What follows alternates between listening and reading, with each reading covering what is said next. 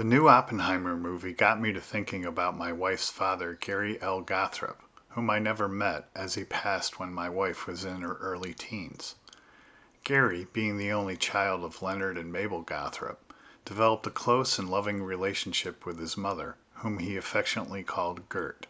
Mabel, Warren County Deputy Clerk at the time, worked at the courthouse in Monmouth, Illinois, the county seat, and kept all of her correspondence with Gary, as well as a scrapbook of his Army career. Indeed, a local reporter did a story on it at the time. Clippings and pictures which I save usually end up in a big cardboard box.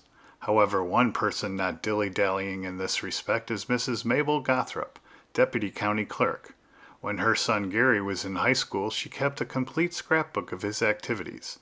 Now, since he is in the service, she has started a new one. While I was visiting the courthouse Tuesday morning, she was kind enough to show me the new scrapbook. It will be something that Gary will cherish in later years. My wife and I went through the letters and the photos collected and preserved by her grandma Mabel, as well as family photo albums compiled by her mother Barb. Here, then, is a story, told through photos and letters sent to his beloved mother, of one atomic veteran, U.S. Army Second Lieutenant Gary L. Gawthrop. Early in the Cold War, the United States military wanted to study the effects of, as well as prepare servicemen for, the possibility of nuclear warfare. Completing his basic training with the 502nd Airborne Infantry Regiment, 101st Airborne Division, Camp Breckinridge, Kentucky, the enthusiastic young private thrived in his training and among his fellow soldiers. Gary was selected by his officers and fellow soldiers as outstanding trainee for his company. Here, congratulated by Major General Ray E. Porter, Commanding General, 101st Airborne Division. The event was commemorated in the local Monmouth papers, and of course Mabel preserved them. Gary then transferred to Fort Benning, Georgia, where he received his airborne jumpmaster training and a series of promotions to lieutenant. In November 1952, Gary returned home to downstate Monmouth, Illinois, and married his high school sweetheart, Barbara Pullen. The next week, he and his young bride headed off to Fort Bragg, North Carolina, and the 82nd Airborne Division. On April 6, 1953, he and Barb each send a letter. Barb describes how the newlyweds are settling in. Dear Mabel, well, here it is, Monday morning. You know I told you Gary was supposed to get off at 11 Sunday morning. Well, he didn't. About 5 last night, he finally got the okay to leave. Boy, was I mad. Then Roy and Jean came along and insisted that we go to the White Lake for a picnic. We went and had a wonderful time. We roasted hot dogs over the fire and just sat around and talked, sort of made up for the rest of the weekend. Gary wrote a letter to you last night while he was on duty and asked me to enclose it with my letter. We went to church Friday and the pastor is so nice. In fact, he came and called on us. He wants us to join their church for while we're here. I guess we will, as Gary liked their church, and I'm going to sing in the choir, I guess. Roy and Jean and Gary and I all ate the cherry pie I baked yesterday, and everyone seemed to like it. I hope they did anyway. Bye now. Love, Barb. Gary's letter confirms.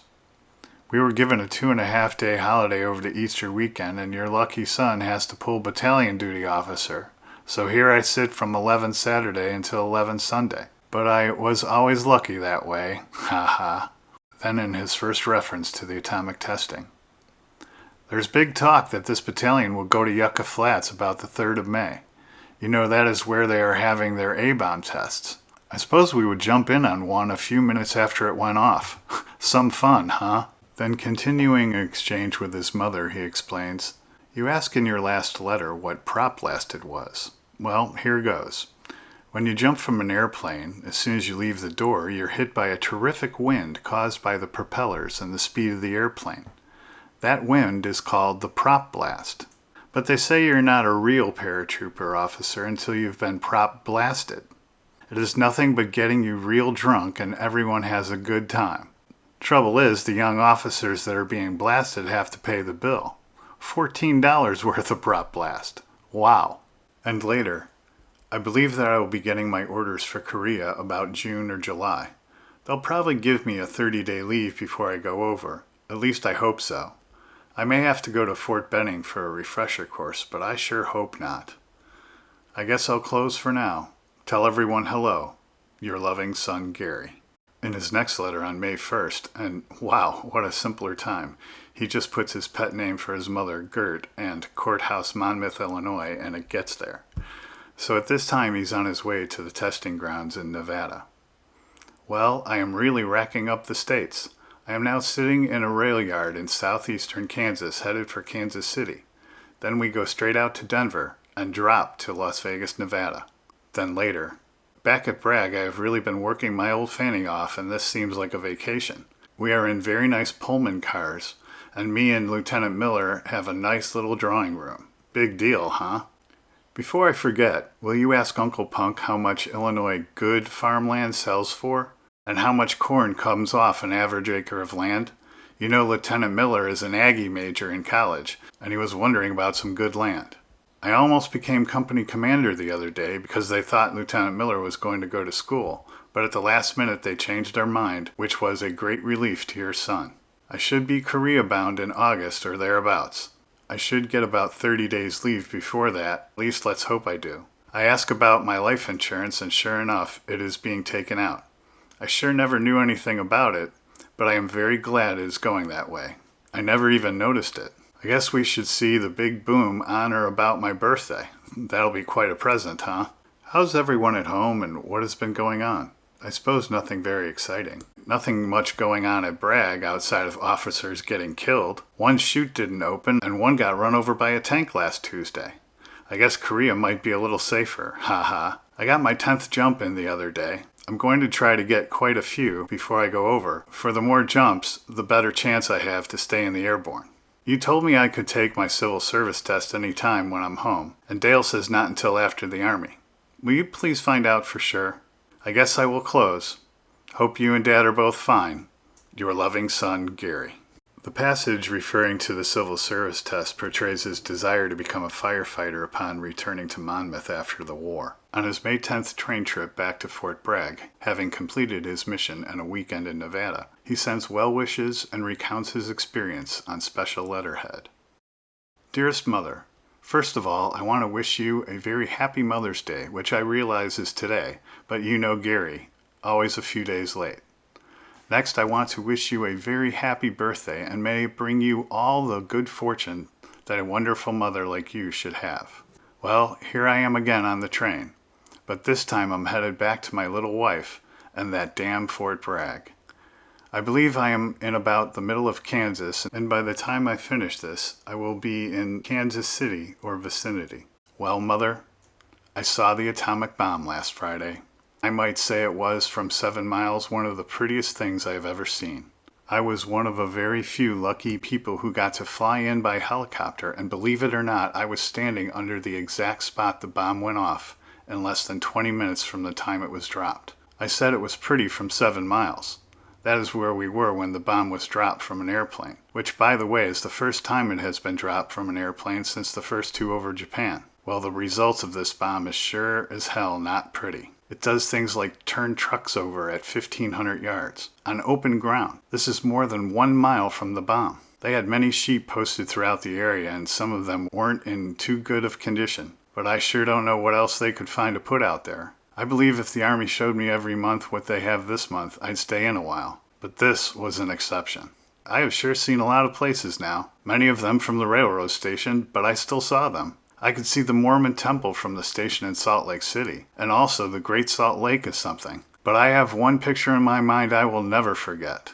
Las Vegas, Nevada. It is one of those places that you dream about, and one that the movies are always portraying. They have the biggest, prettiest hotels and places to stay that one could ever imagine. They have an area called the Strip, which is on the outskirts of the city, and it's nothing but large gambling casinos and combined with hotels and floor shows and lounges. I went in the city with $40 and it finally took me 12 hours to lose all of it. But the dice table finally sent me home broke. It took the damn city 12 hours to do it to a country hick, but they finally got it all. But I will never regret a moment of it. I really had more than $40 worth of fun and experience. Lieutenant Miller and I ate at the Desert Inn, which is where all the movie stars go. It only cost us two and another officer $25.10, but it was fun. I had to laugh. I looked around at all the people, then at us, and it looked like 3 black sheep in the middle of a beautiful flock of whites. I don't believe those people know there is such a thing as an army. On my birthday, I went to Boulder Dam, and it is sure something to see. It is very big and impressive, but mostly concrete. Granddad Uyghur would have had a heyday there. Well, Mother, I guess I will close. I hope this train writing isn't so bad you can't read it. Have enclosed a picture that makes one think. Your loving son, Gary, all of 22 years. Now, unfortunately, we don't know what that picture was, but here's a photo he sent of his good friend Lieutenant Charles Miller, the commanding officer of B Company, as Gary references in his letter. Months later, Gary, Lieutenant Miller, and their fellow officers and soldiers would be spared the transfer to the Korean War by the signing of the armistice in July 1953. A year later, the couple returned home to Monmouth, Gary now a second lieutenant in the Army Reserve. In 1954, he and Barb started a family, raising a son, David, and 2 daughters, Annette and Carrie. Gary did indeed join the Monmouth Fire Department and work for several local businesses until starting his own, Gary's Photo Service. Sitting on the school board, he was an active and well-regarded member of the community. An avid outdoorsman and environmentalist, he enjoyed hunting and fishing as well as photography of Midwestern prairie flora and fauna. In 1961, Gary was honorably discharged from the Army, and in the years that followed, he enjoyed his humble Midwestern small-town life, sharing all those moments that families do, and seeing his family prosper and grow. Occasionally at family events or social gatherings, if prodded, he'd proudly share his experience. He recalled how as a young officer he loved excitement. He considered it an honor just to be chosen for the mission, let alone be included in the group of officers who got to fly into the drop zone. He marveled at how hot his boots got when he jumped from the helicopter, as the ground was still so hot it was smoking and steaming.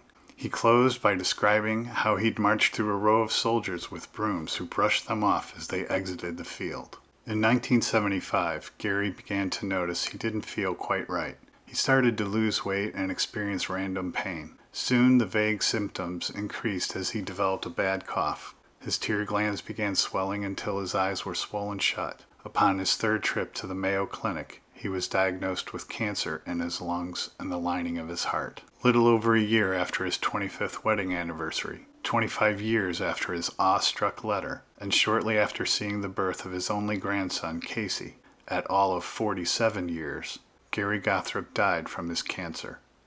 He was an early loss in an infamous group, the Atomic Veterans. From 1946 to 1962, the United States conducted over 230 atmospheric nuclear bomb tests in the Marshall Islands and the states of Utah, Nevada, and New Mexico.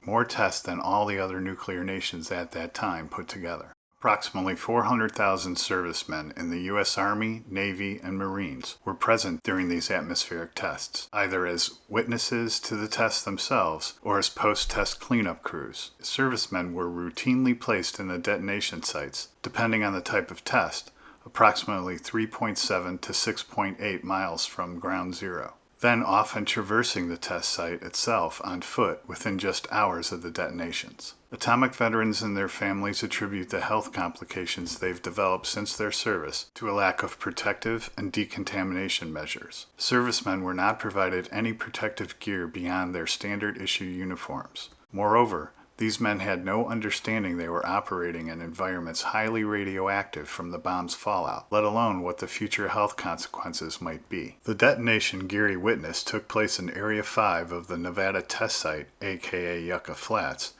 dropped as Gary described from a plane out of Desert Rock Airport.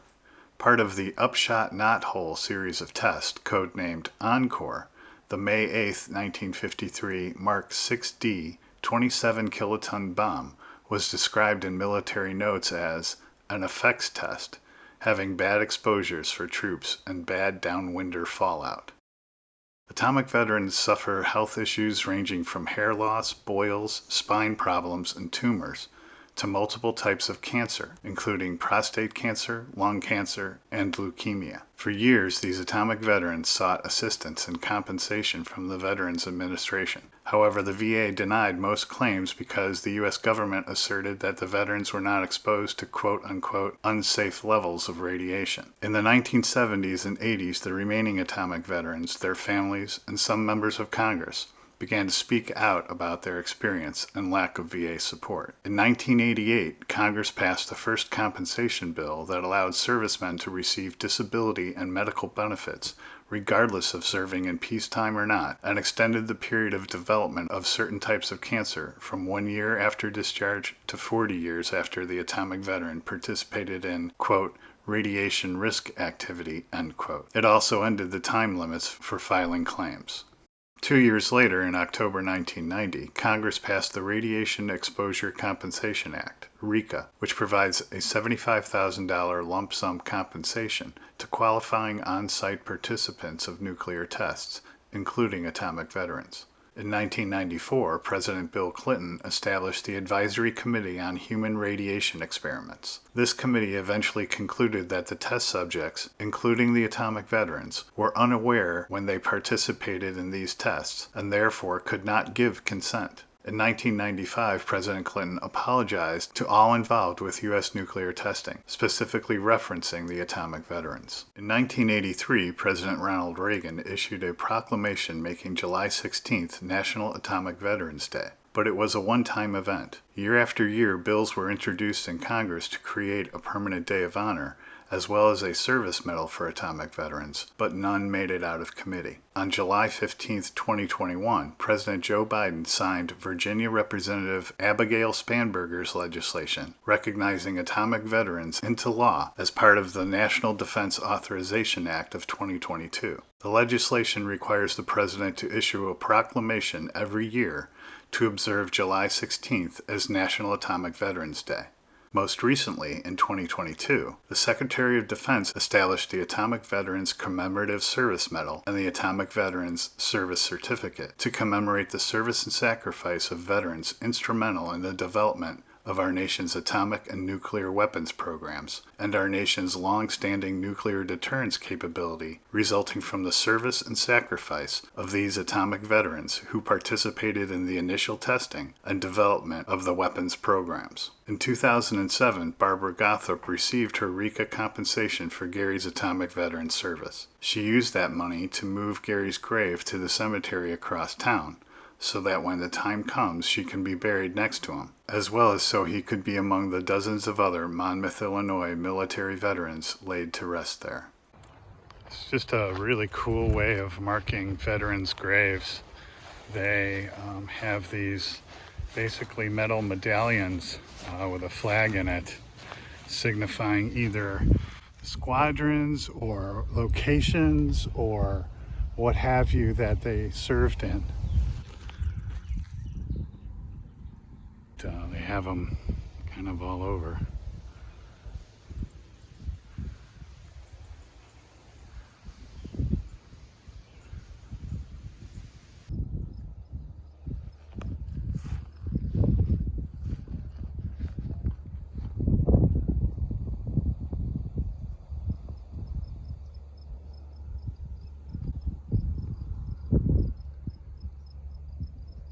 We, Gary's family, are applying for his Atomic Veterans Commemorative Service Medal and Certificate and plan a ceremony at Gary's gravesite in Monmouth, Illinois when they arrive. We are also exploring sharing Gary's letters and Mabel's scrapbook with the Smithsonian-affiliated National Atomic Testing Museum in Las Vegas, Nevada.